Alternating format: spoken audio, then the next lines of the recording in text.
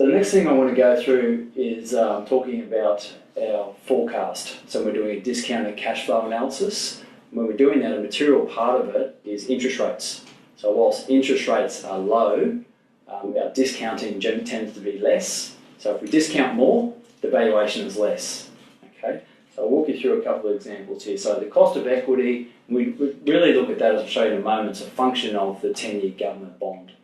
So what it means is, if you plug it into the formulas, it's suggesting all your valuations have increased now in this post-GFC environment compared to a pre-GFC environment. The question is, does that make sense? So your options are do nothing, we might adjust the market risk premium, or we might include a notional adjustment called an alpha, which I'll walk you through. So please don't be too concerned by that formula. I know there's a bit to it, but long and short, when we're doing a weighted average cost of capital, there's two components. First, we work out what's the cost of the equity, which is this part here. The second part, we say what's the cost of the debt. Okay, so now we're focusing on the cost of the equity. It's got three components. The first part is the risk-free rate, okay, the 10-year bonds I talked about before. So let's have a look at how they've moved over the journey.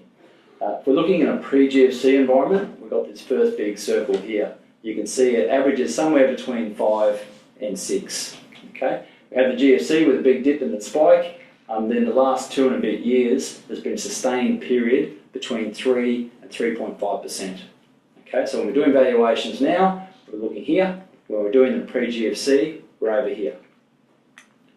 Okay, so let's look at a very, very simple example. So in this situation, we have a mature business. It's making about $1 million net profit after tax, and there's no growth. If there's growth, we have to add another layer of calculation. It's pointless for this exercise. So then we're looking at the beta. So the beta is our risk assessment. So if you have a beta of 1, well, it assumes that you'll go in line with the indice. So as the market goes up, you go up the same proportion. As it goes down, you'll go down the same proportion. If it's greater than 1, it means in good times you outperform, in bad times you'll underperform. You get the picture there. Our market risk premium is a premium that we apply to say that you're not putting something risk-free. You're running a business, so it has some degree of risk. Generally, that's between 6 to 8% over the last 100 years or so. So just looking at those two risk-free rate ranges that we had before, one is pre-GFC at 5.5, one is 3.5 post-GFC. Our cost of equity calculation then is 11.5 versus 9.5. Our equity value, pre-GFC, when times are flying, suggests it's worth 8.7.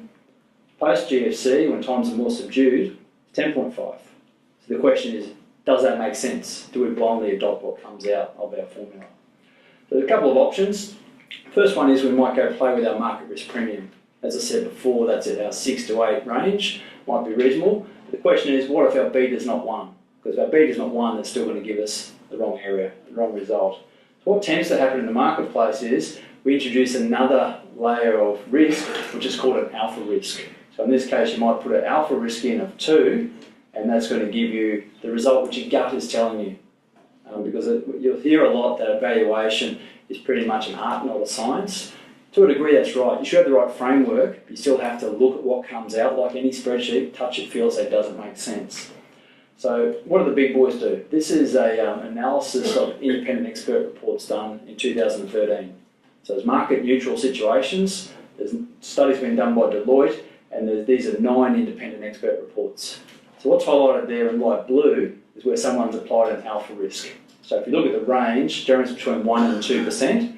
Only 2 out of the 9 chose not to introduce a form of alpha risk. KPMG also did a study last year of the top 20 valuation firms. We must have been 21 because they didn't ask us.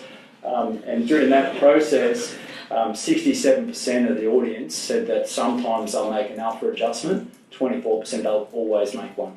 Okay, so if you're not making an adjustment or at least considering it, you're an exception to the norm.